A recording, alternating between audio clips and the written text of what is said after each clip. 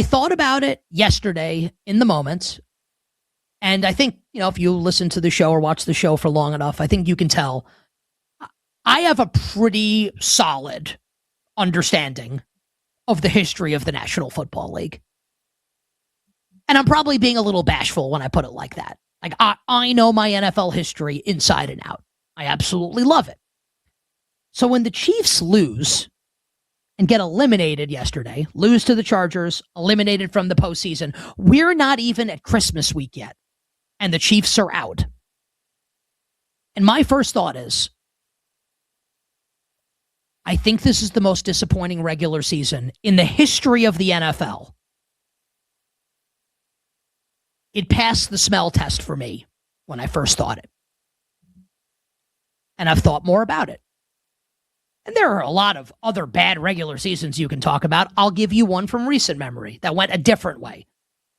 If you wanted to say, just to use an example, the 2023 Philadelphia Eagles, who started 10-1 and then collapsed down the stretch, made the playoffs, but lost the wild card round on the road in Tampa. Like, that's a disappointing regular season, right? The Dream Team Philadelphia Eagles. Dream Team. With Vince Young and Nnamdi Asomugha and company. That absolutely flamed out. There are a ton of examples over the years where you can say, this team had big-time expectations. Femi in the chat writes the 2008 Cowboys. Coming off 13-3 season in 07, losing obviously to my Giants in the Terrell Owens, Tony Romo, that's my quarterback game. Huge expectations in 08, and Wade Phillips doesn't make it to the end of the year. Jason Garrett takes over as the interim coach, and they get annihilated by the Eagles at the end of the season. There are a lot of disappointing seasons in NFL history. I think this one takes the cake. Given the expectations, given the past run of form, this isn't making it to the wild card rounds and losing in embarrassing fashion.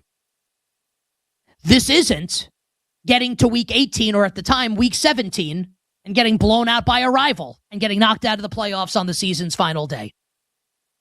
This is, you are eliminated in an expanded 7-team postseason. You are eliminated on December 14th with Patrick Mahomes at quarterback. It's the kind of thing that should be impossible to happen. And while we're talking history on the show, a lot of people are drawing the corollary between this Chiefs season and 2008 New England, right? It's the same year for Brady and Mahomes, year 9. Both tear their ACL, both knocked out for the season. Okay, the big difference between that Patriots season was Brady tore his ACL in week 1 against Bernard Pollard and the Chiefs, coincidentally. Mahomes tore his in week 15. The Patriots went 11-5 with Matt Castle at quarterback and lost the AFC East on a technicality on a tiebreaker to Tony Sperano, Chad Pennington, and the Miami Dolphins. They went 11-5. They did not go. They weren't 6-8. They weren't going to finish under 500. No. They went 11-5. This is not even, it's just, okay, same year, same injury. That's it.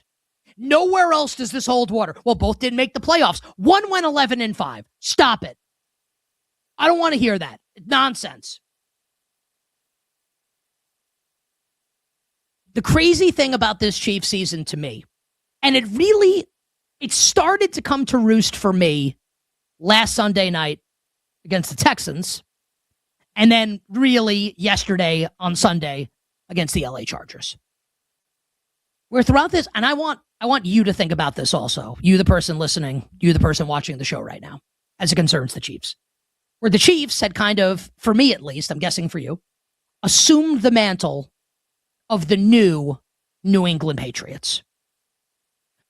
Where no matter what's happening in the game, how many points they're down by, no matter what the adversity is, it's like John Cena in his Super Cena days. He's overcome the odds again.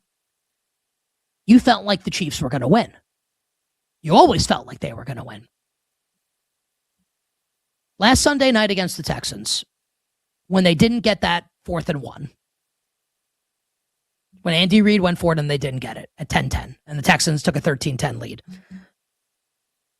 I'm thinking to myself, like, they're done. Not overall, but I think they're going to lose this game. What a sobering thought that is. And think about, like, regardless of your rooting interest, you have this dynastic team, this team that, like, always wins, and when they don't win, they lose in overtime of the AFC Championship game or in the Super Bowl. Like, that's how they lose. And now to think they're going to lose a Sunday night game as a 5-point, whatever it closed against the Texans in Week 15. And at the end of the game yesterday against the Chargers, this is even before Mahomes got hurt. I didn't think they were going to win. I was pretty confident they weren't. And I thought the broadcast did an excellent job. And if you were watching on Red Zone, Scott Hansen was talking about it, where if everything holds, if all the results hold, Buffalo wins, Jacksonville wins, etc., and the Chiefs lose, Kansas City's out. In that moment, I'm thinking, okay, like, once Buffalo wins and Jacksonville's up by 1 million on the Jets, like, they're out. Like, they're going to lose. They're going to lose this game. And they lost. And to add insult to injury, and this might be the ultimate, seriously, because that phrase gets used a lot. It's a great phrase, insult to injury. Has there ever been a greater example of insult to injury in the history of the world than what happened to the Chiefs? Like, not just are you knocked out of the playoffs, but you lose Mahomes to a torn ACL. Not in week 1 like Tom Brady, in December. And we have no idea if he's going to be available for week 1 next year. No idea.